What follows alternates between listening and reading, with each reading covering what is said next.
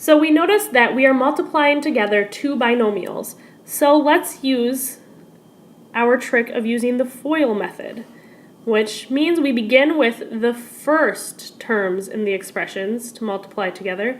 So we have a 9y times a 4y.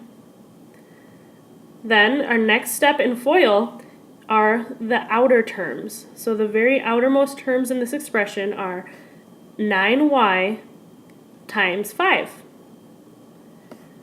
Then we go on to the inner terms of the expression, so these inner twomost terms of negative 2 times a 4y. And finally, we have the last terms in the expression. So we have this negative 2 and a positive 5. So we have negative 2 times 5. Now we need to go through and simplify each of these new terms that we have. So first we have a 9y times 4y. So we begin by multiplying the coefficients together. So 9 times 4 gives us 36. And a y to the first power and times a y to the first power. Since they have like bases and are being multiplied, we can add the exponents in order to get a y squared. Then moving on to this second term, we have 9y times 5, so we multiply the coefficients, and we get 45 times a y.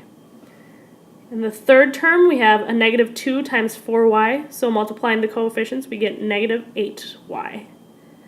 And finally, we have a negative 2 times 5, which gives us a negative 10. Now, in order to be completely simplified, we need to make sure that there are no like terms. So we start with the 36y squared, and notice that there are no other y squared terms, so we can leave that as 36y squared.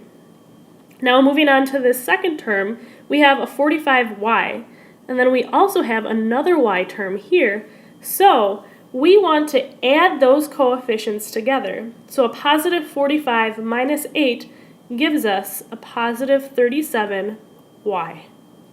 And lastly, we have our constant of negative 10. So our final answer is 36y squared plus 37y minus 10.